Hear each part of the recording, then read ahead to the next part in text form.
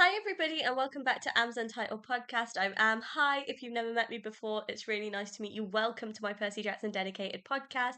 In today's episode, we are going back to the Heroes of Olympus book. So, we are currently on part 6 of the Son of Neptune book. So, today we are going to be talking about chapters 36 to 42 in this book. If you haven't heard my previous reviews of the previous chapters or the last book, which was the Lost Hero book, highly recommend checking that out before listening into this episode. Although, if you've heard all of them, please feel free to keep listening. This is I think I want to say my fourth attempt at trying to record this episode.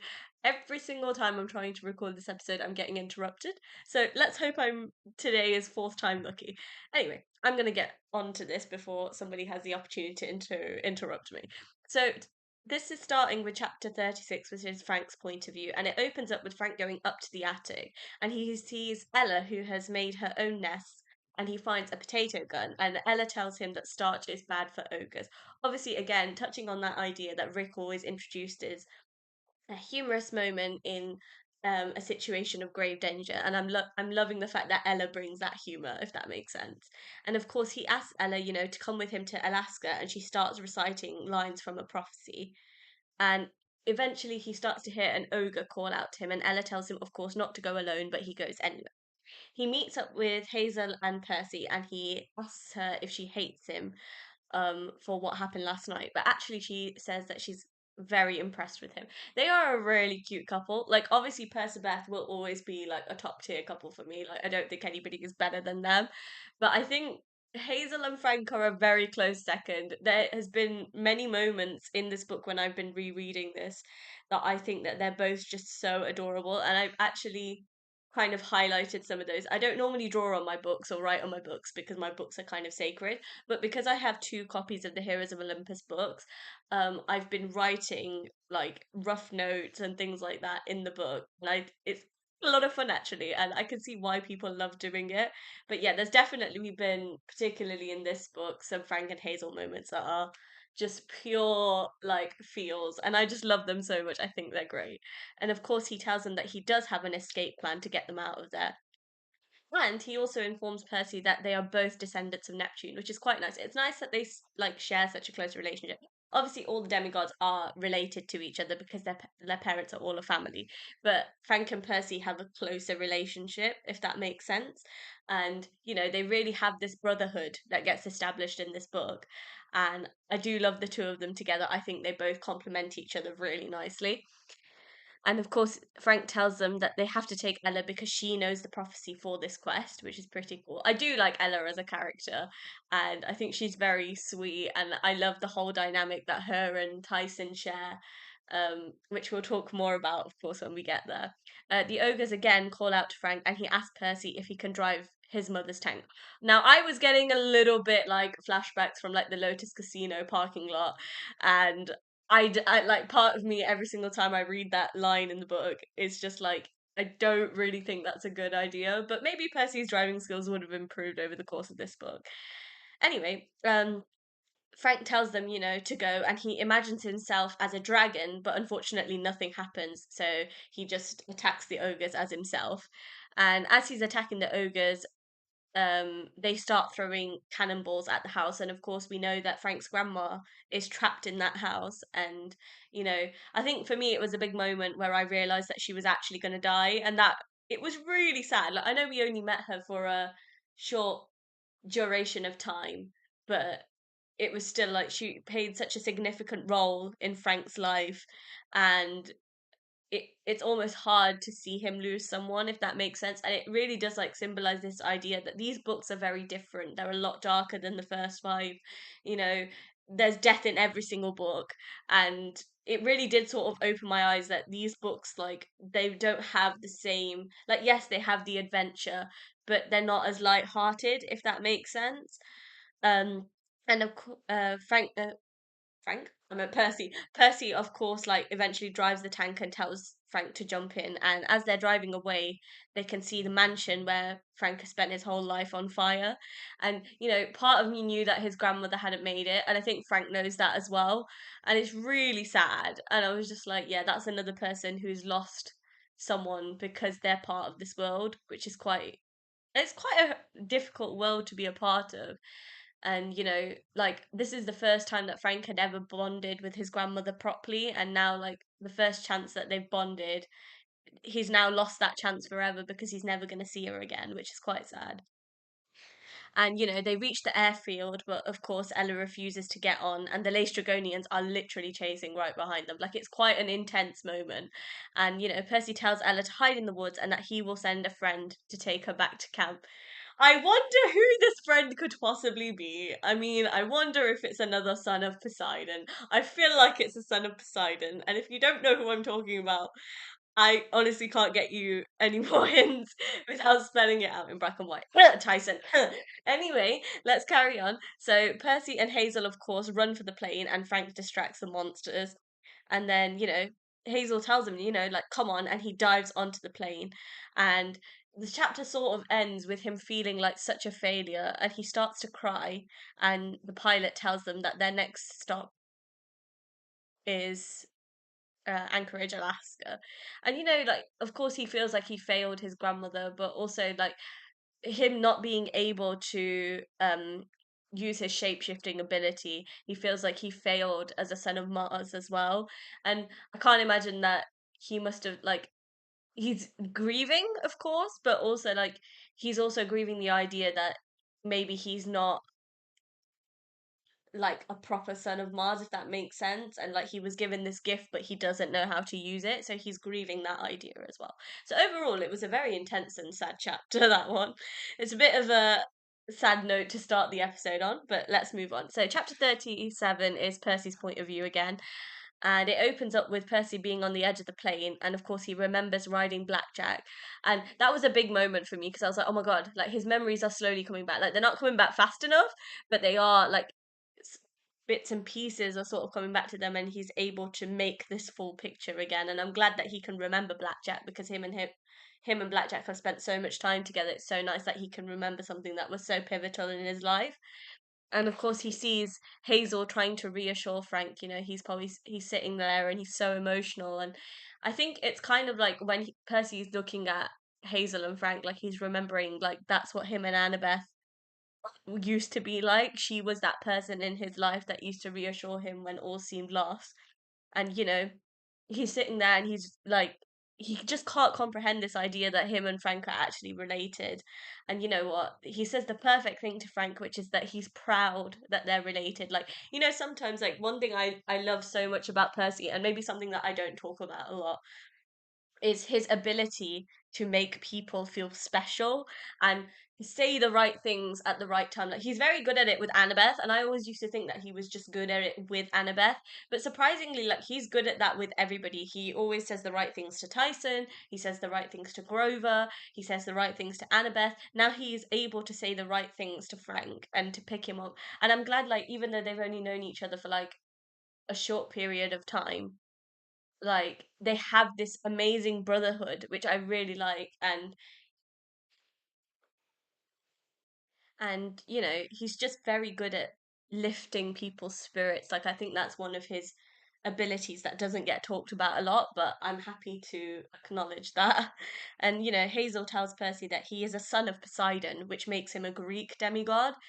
And of course, I'm hoping that that sort of triggered him a little bit more. And he remembers that there is another camp that's Greek.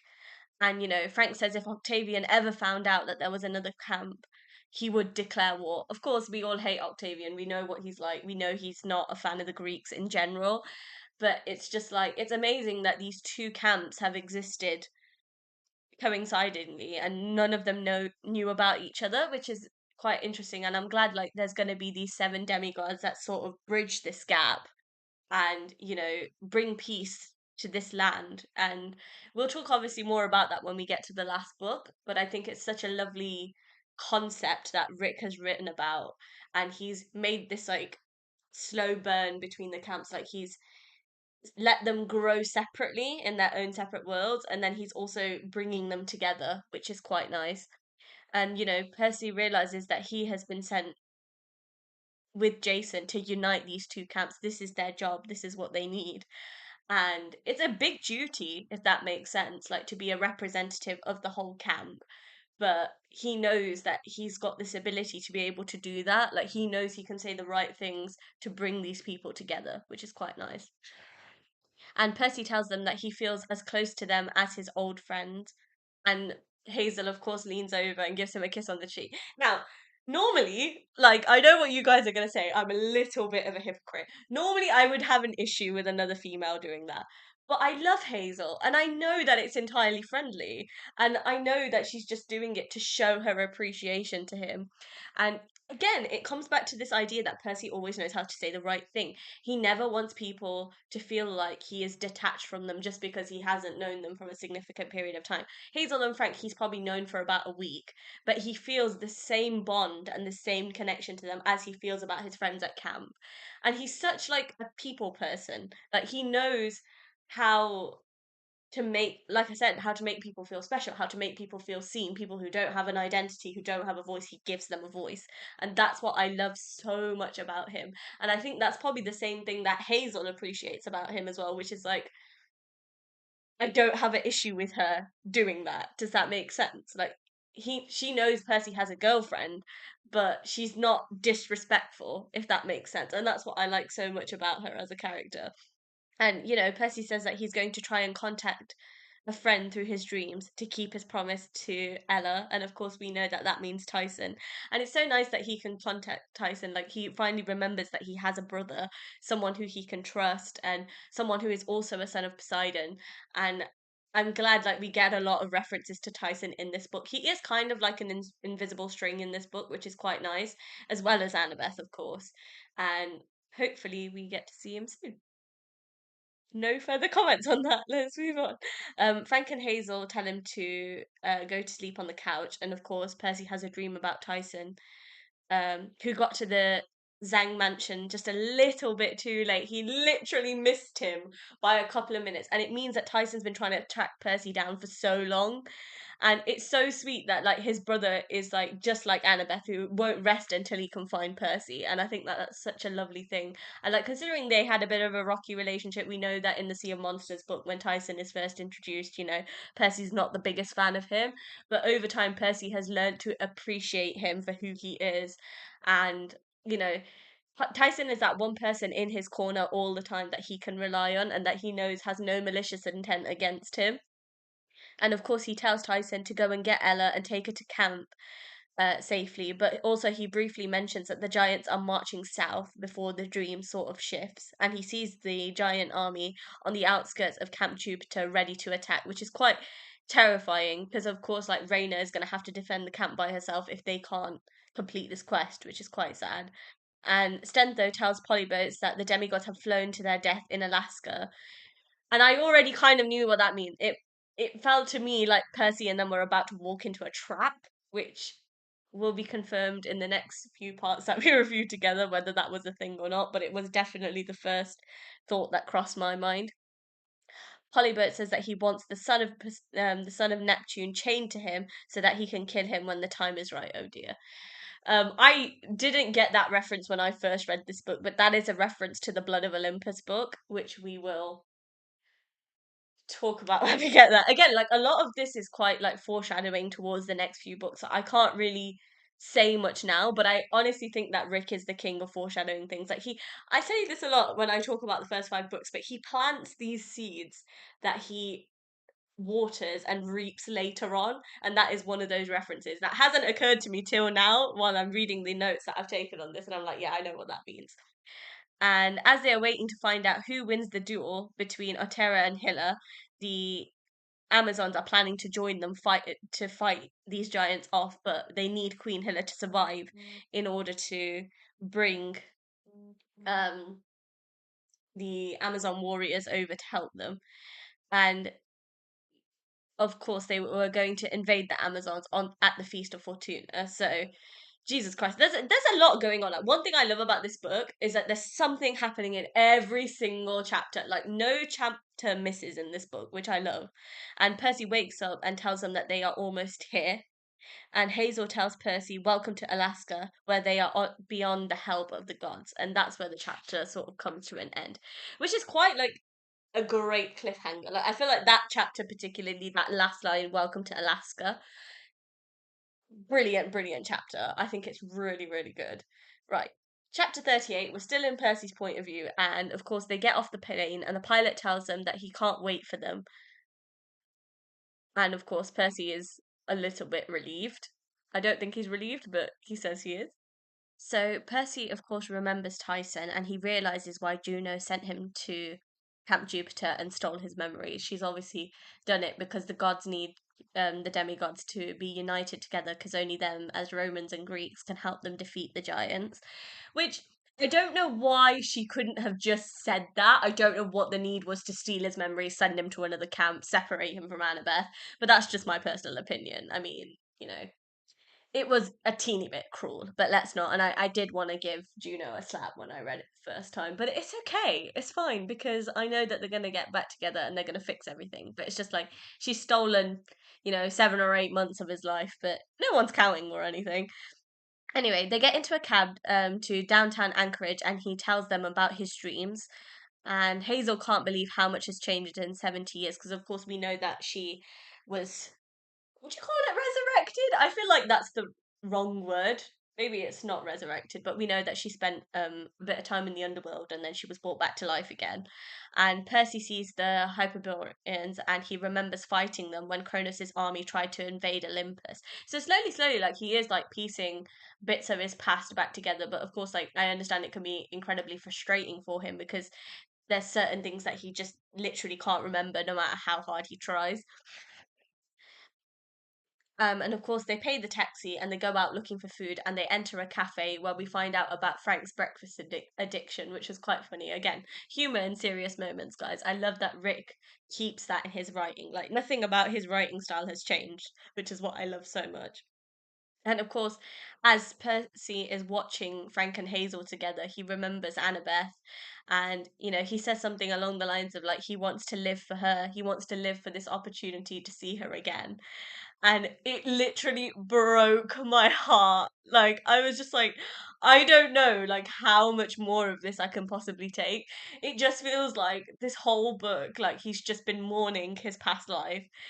And honestly, I'm sending Rick my therapy bill because every single time I read this book, it makes me emotional. Just reading that from my notes makes me emotional. And it's just like he's been through so much, like as if like the Titan War wasn't bad enough. And everybody they've lost, their friends, their family in this war. Like as if all of that wasn't bad enough, this is just another thing and another prophecy that he's been dragged into. And I do feel really sorry for him, but I also know that he's probably the only person who can handle that, which is why destiny has chosen him, which is quite, I know it's quite a deep thought to think about, but it's also like I couldn't imagine someone better for this role of uniting two camps, if that makes sense.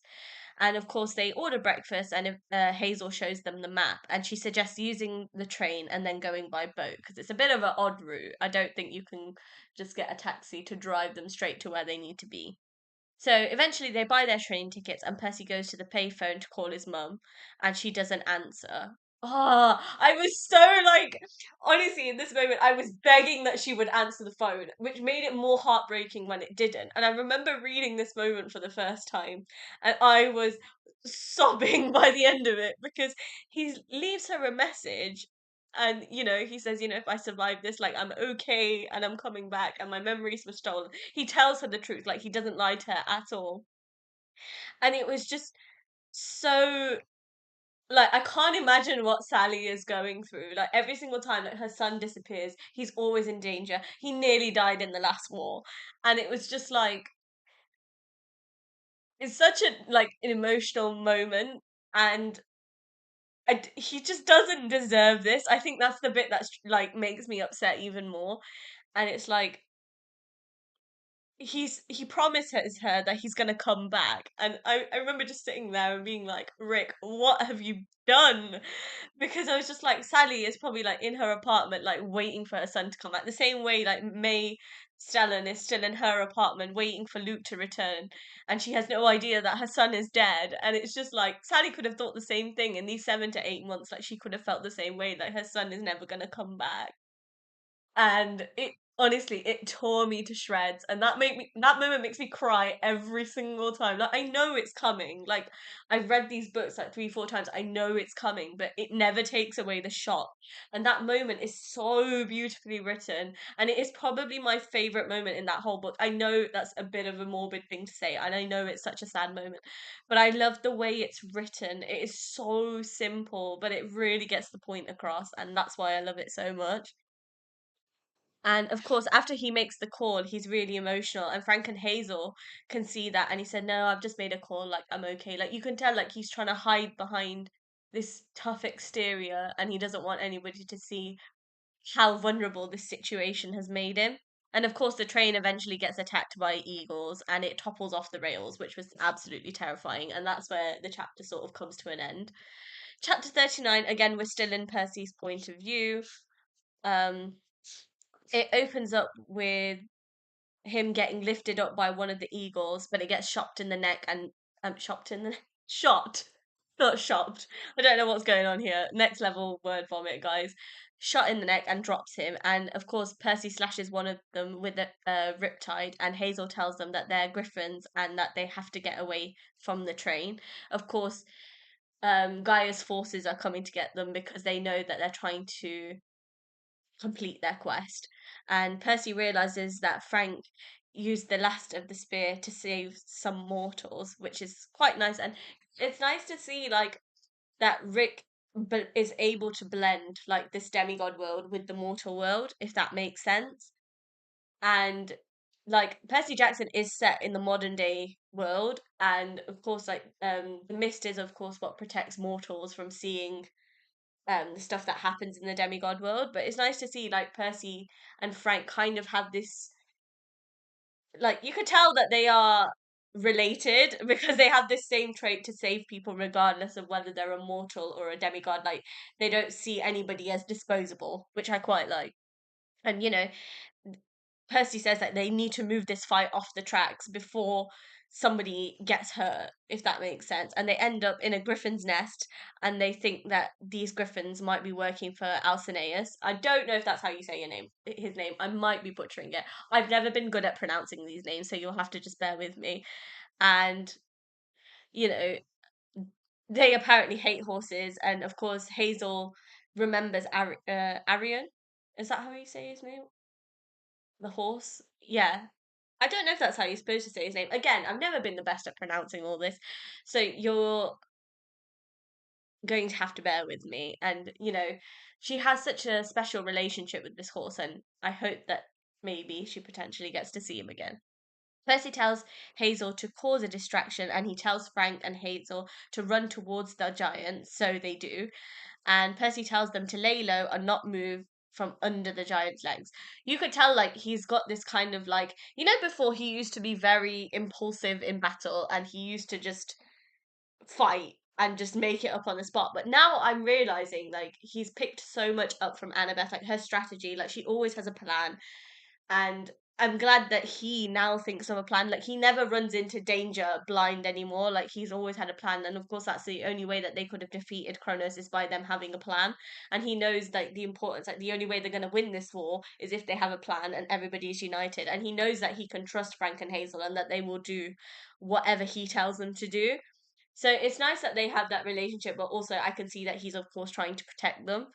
And the griffins eventually get frozen by the giant, and Percy tells them that they need to move.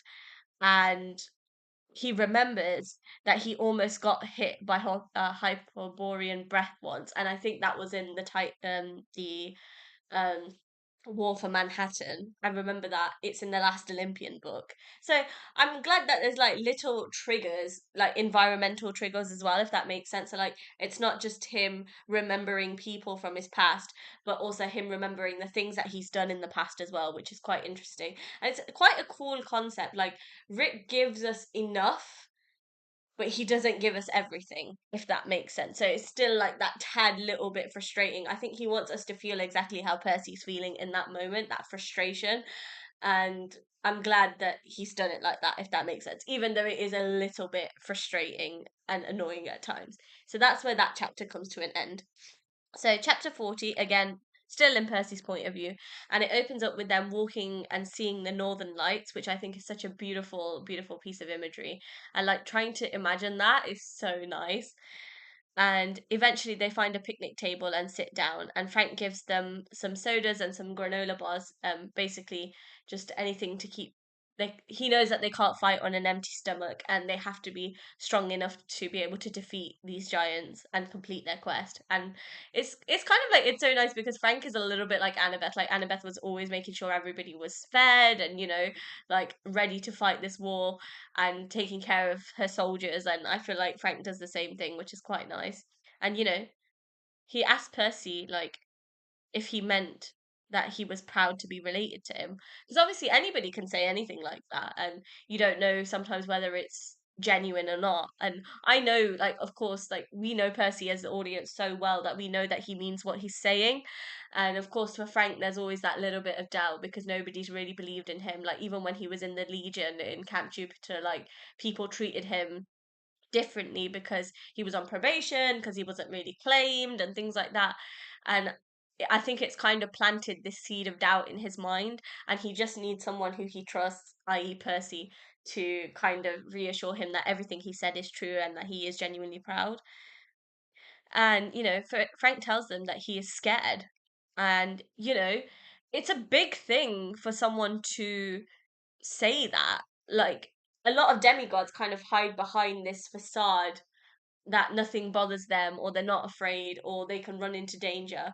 And I'm glad that Frank is not like that. Like he has this incredible humility and this incredible, like, he's kind of a little bit like Percy in the sense that he's very human, if that makes sense. And he has no issue with coming across like a little bit like what other people would deem as weak. But I don't see it as weak. I see it as a strength that he's able to acknowledge those feelings. And Percy tells him that they're all scared, and they should well be. Like, I think I, as an audience member, would be quite concerned if they weren't scared, because it's just like that means that you're just stupid and you're not thinking about the infinite danger that you're in. And I think like a lot of that fear is what helps them survive, if that makes sense, in the world that they do. So I'm glad that they have that. And I'm glad that Rick is constantly like encouraging people to be honest about the way that they feel, and saying that it's okay to be scared. Like even the bravest heroes like Percy, they get scared too. And I think it's very encouraging for young boys in particular that it's okay to not be okay, if that makes sense. And there's nothing wrong with saying that you're scared. And I've always really appreciated that about his writing style. He's able to teach such an amazing moral lesson. And he does it through his characters like this, like Frank and Percy. And I love that about him. And Frank says that he's worried that if they release Thanatos, that he will take Hazel back to the underworld. Like part of Frank doesn't want to release him because he knows that there's a chance that he might never see Hazel again. And you know, it's such a genuine concern, not just as a friend, but as a potential um romantic partner, I can call it. But it's just like that was the one thing, like reading this book, that I was worried about. Like I didn't want Hazel to go back to the underworld because she's such an incredible character, and her story on its own is amazing. And I know that she had so much to contribute to this, that I was worried that she would get taken to the underworld. So maybe part of me didn't want them to succeed on this quest either. And Percy reassures Frank that he isn't going to let that happen, and that they need to get some rest. And like I said, I've always loved Percy for his ability to sympathize with people, to give that empathy to people, to reassure everybody that everything's going to work out and it's going to be all right, and that he will, to the best of his ability, protect the people that he loves. And I love that his fatal flaw is loyalty, and it's personal loyalty, and that loyalty doesn't just stem to his old friends, but it stems to his new ones as well, which is nice. And they eventually get in a truck, and it takes them a few miles outside Seaward. And Percy steps off the road and he gets swallowed by the earth. I was like, for God's sake! I was just like, every single time a chapter ends, something happens to Percy. And I don't know why it happens, and it stresses me out so much. I was just like, has my boy literally not been through enough that now he's being swallowed by the earth itself? But anyway, so second to last chapter, I believe we're going to talk about. Yeah, so chapter 41. is Hazel's point of view. So of course we don't find out what happens to Percy for a little while. And it opens up with her asking Frank for his bow, and she jumps into the bog and the earth closes over her head. So basically she runs in chasing after Percy. And then she is frozen in another memory given by Gaia, and she's taken back to New Orleans when she was barely a 7-year old, and her mother was her normal self before she knew about her curse. And she could see that her mother was happy and alive, and the voice tells her that she can stay in this moment. And what I love about Hazel is, even though she's presented with so much temptation, she's offered so much by Gaia, these false promises that she's given. She knows that they're false, and she knows that Gaia is messing with her mind. She's got that mental capacity, and that is one of the reasons why I admire her. Like, I always say, like, one of the best out of the 7 in this, because she is so cool, and she's so switched on. And you know what it is? She reminds me so much of Annabeth. And maybe that's why I love her so much. Like, she's got this wisdom, and yeah, she's lived 70 years prior, and she's so old, and maybe that's why she has that wisdom, but she has this unmatched wisdom, and she's just like Wise Girl, and that's why I love her so much. And she's so desperate to find Percy, and Gaia tells her that she has captured Nico while he was searching for the doors. Oh, poor Nico, man. He really does go through it in this book. Like, I'm not being funny. Like, Heroes of Olympus is a really rough ride for Nico. And he does eventually get his happy ending, but it's just kind of like, it's really hard for him. And I feel like for all children of Pluto or Hades, I feel like life's never easy for them. And I'm glad that Hazel and Nico, like, kind of have each other's back. Like, especially with what happened to Bianca, I think he really needs someone like Hazel, so I'm glad they kind of have each other. And I'm glad that Gaia is telling her plan. Like, even though she's only giving away like little hints here and there, like, it kind of gives us something as an audience to try and, because again, this is all part of this bigger picture, which is like we slowly have to put the puzzle pieces together to see what she's trying to achieve and what Rick is posing this new threat as, if that makes sense. And Gaia tells her that Sammy moved to Texas and that he's married with a family. And oh, that was like, I felt that blow. Like, it was like a punch in the gut when I read that. Because obviously, we know that Hazel always loved Sammy and she wanted to be with him. And unfortunately, one day she just disappeared and she never saw him again. And now that, of course, like, he kind of moved on with his life, it's like a little bit, it's not, I don't know if you'd call it a betrayal, but of course I imagine that it's obviously not the nicest experience for her. And she could have had a life with him, and like that opportunity was kind of taken away from her. And obviously, like, it shows this like manipulative nature of Gaia. Like, she's very different to Kronos. Like, she purposely knows people's stories inside out, and she knows how to poke them in a way that could possibly get them to transfer to her side in a way that obviously Kronos couldn't really do. And she keeps saying to Hazel, forget about saving Percy, let him go. And she just refuses. Like, she straight up is like, no, she knows right from wrong. Her head is screwed on right from the beginning. Again, one of the reasons I love her very much. Hazel tugs on the boat, and Frank eventually pulls them both up, and he hugs her because he thought her, like, he lost her. Like, he had this moment of fear where he thought that she wasn't gonna make it. And like I said, they're just so cute. Like, I love them so much. I think that they're such a lovely couple. Like, more than like all the other couples in the 7. Like, I do think that Frank and Hazel are like the most perfect couple after Percabeth, and that's like a big statement coming from me. Um, yeah, I was just really excited. I remember reading these books to see where their journey took them. And she tells both of them about Nico, and Percy reassures her that they're going to find a way to get him back. And Frank tells her that they aren't going to let her die again. Like, no one is taking her to the underworld. So it's like they have this loyalty between them. Like, they have this mission to complete the quest to find Nico, but also they have this promise to each other that they would never let the other person be taken to the underworld, and they would do whatever they can to prevent that outcome, which is quite nice. And obviously the chapter ends with Hazel telling them that she might know a place where they can freshen up. So the last chapter that we are going to be talking about in this part of the review of the book is chapter 42, which again, Hazel's point of view, and they head into town and they walk down Third Avenue. And Hazel, of course, spots her old house and she says that they can go inside. And, it was amazing because as she's walking into the house, she notices that most of her stuff is still inside the house. And she sees a picture of Sammy.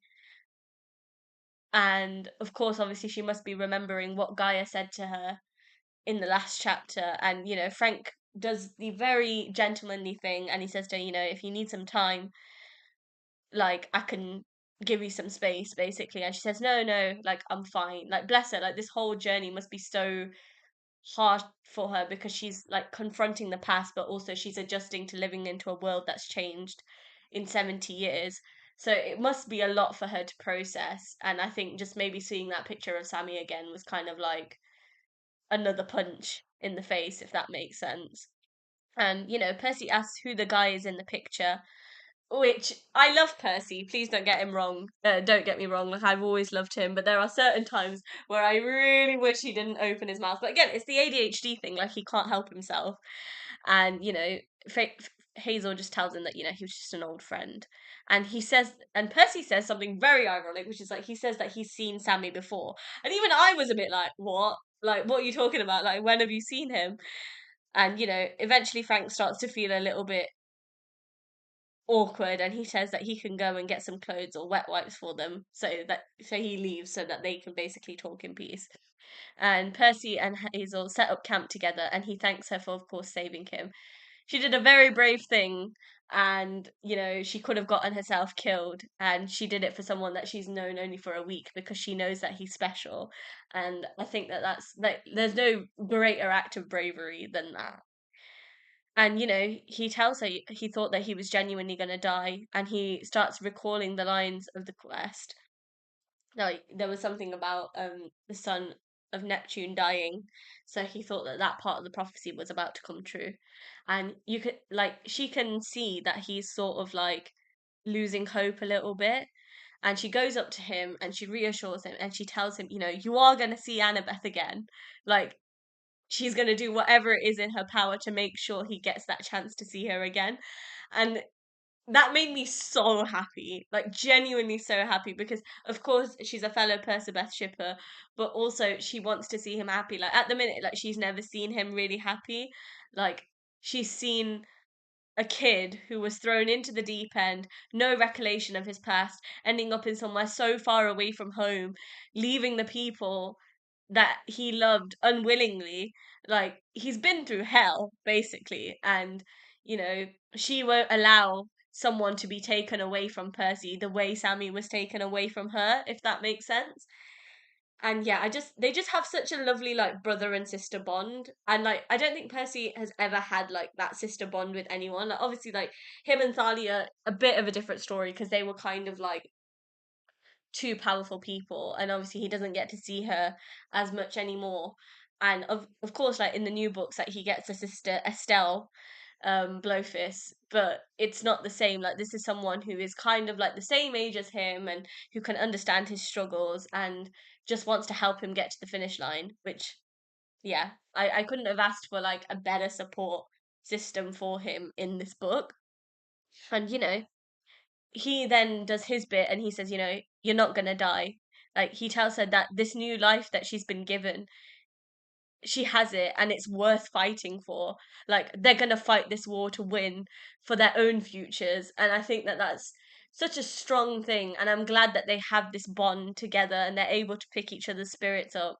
And they're able to give each other something worth fighting for, which I love. And it's just like most battles are lost when all hope is lost, and I'm glad that none of them ever let each other get to that stage. And of course, Frank comes back in with fresh clothes, soap, and some bottled water so that they can all freshen up. You know what? He's great. I love Frank. I think he's such a great friend to have, and he's always taking care of both of them, and that's why I love him so much. And of course, after freshening up, Hazel tells them that they need to find a boat to get to the Hubbard Glacier. Um, so that they can complete the quest, basically. And then, of course, Frank takes them for food again, making sure that they're fed and ready to go for this quest. He's basically kind of like the mom of the group. Like, he really, well, not the mom, but the dad of the group, where he looks after both of them, which is quite nice. And Hazel goes to the docks, and she realizes that the glacier is much further away than she predicted, and that they would miss the quest line, the quest deadline. I meant not line, the quest deadline, because of her calculations and because they've got it wrong. So they all just sit there and eat in silence, which is awkward as hell, by the way. But I understand, like, they've realized that maybe they've um undermined how difficult this quest was actually going to be. Um, and Hazel knew that, of course, if Nico died, he is the only family that she has left, and she would have no one after that, which is an awful thought to sit with. And I can't imagine how that must make her feel. But yeah, I think she's starting to realize that this quest is all or nothing. Like, she's got more to lose than anyone else, if that makes sense. And a griffin in the distance is eyeing them up, and they all take out their weapons. And Percy and them head to the docks, and as they're running, they see a whole group of griffins coming towards them. And Frank says that he's not going down without a fight. And Percy says that, you know what, regardless of whatever happens, I'm with you. And again, that brotherhood, it's such an important theme in this book. And it's this idea that Rick is telling people, you have to have people in your corner that are going to back you up, people that are going to run into danger with you, people that aren't going to leave you, people who are going to stand by you no matter what. And I love that. I love that teaching is in this book. It's very important as humans to have a strong supportive system, and that is exactly what Percy has been blessed with Frank and Hazel. He's got a great support system, people that are going to be the same as his friends in camp, that would do anything and everything for him, and who would run into danger behind before him. And it's such a beautiful, beautiful teaching that's made in such like a fantasy way, but it's something that can be applied to real life, if that makes sense. And Hazel spots Arion in the distance, and she calls him towards her. They all eventually jump on Arion's back, and Hazel tells him to take them to the Hubbard Glacier, and that's where the chapter comes to an end. Okay, so that's all the chapters we're going to be talking about in today's episode. We've left ourselves on a bit of a cliffhanger, but hopefully that makes you come back for the next episode. So I'm going to kind of wrap this up with my final thoughts and feelings on this part of the book. And of course, the biggest news flash in this part of the book is that Percy and Frank are actually related. And yeah, that was a plot twist that I genuinely didn't see coming. But I'm glad they are, and I'm glad that Rick has given them a deeper relationship, which is quite nice. And I really did feel sorry for Frank, like losing his grandmother, watching his childhood home blow up. Like, I can't imagine that that was an easy thing to deal with. And he's managed to power through with that. He's able to sort of grieve but also do what he needs to do, if that makes sense, and I deeply respect that quality. And of course, finally Percy remembered Tyson, and you guys honestly don't understand how happy that made me. He kept his promise to Ella, and he has loyalty to everyone, and he always finds a way to fulfill that, and that's one of the reasons why I love him so much. And Tyson being the invisible string, well, one of the invisible strings in this book, amazing as well. I'm not gonna lie, those griffins are honestly terrifying. Like, when you read it in the book, I was pretty confident in my head that I would never ever want to cross paths with something like that. And the fact that these three are running blindly into danger with them, amazing. Salute to them for their bravery and just being there and standing up for each other. I think it's an amazing thing. And I love that everybody is constantly reassuring each other. They've built such a strong bond of friendship, and it's teaching a great lesson to the people that are reading this book. And we're all hoping that Hazel doesn't die by the end of this book, and that she's given an opportunity to live this new life. Also, Hazel going back into her old house, that must have been like the worst case of deja vu ever. She was so brave, and again, like Frank, she was able to overcome it, get ahead in the game, and know that she's fighting for something more. And of course, poor Nico, he was captured. Honestly, this book just got, like, this entire series, like, something that I have to say about this is it just gets crazier and crazier and crazier. Like, literally, just when I think I've seen the end of it and, like, it can't get any worse, Rick manages to find a way to make it worse. And I love that. But it's also, like, it keeps the audience in, like, I'm started reading these books, what? last week, and I'm already on Mark of Athena. Like, I already want to know what's happened next. Like, I'm locked in. Even though I know what's going to happen, there's loads of things, like, when I read it another time that I pick up. And of course, Arion came back, which I was really excited for, and I'm excited to see the role that he plays in this part of the book. Okay, so that's everything. I really hope you guys enjoyed today's episode. Sorry it's a little bit late on the upload, but I promise you that I was going to get up weekly episodes, so I'm not going to give a specific date, but just know between Monday to Friday there will always be an episode that goes up. Thank you guys so much for listening in. I really appreciate it. I do try to make these episodes a little bit shorter, but I understand that I'm a bit of a waffler, so I can't help myself. But regardless, I hope that you guys enjoyed these episodes. Don't forget that all episodes of the podcast are available to stream on Spotify and on my YouTube channel. The link is always posted on my Instagram and on my threads. Follow me on Instagram, follow me on threads to be the first to know when a new episode goes live, and for any other Percy Jackson content. San Diego Comic Con is soon, guys. I'm praying we're gonna get some good news, a sneak peek at season 3 or something. I just need some content. The Percy Jackson content world is feeling a little bit sad at the minute because we haven't had much, but yeah.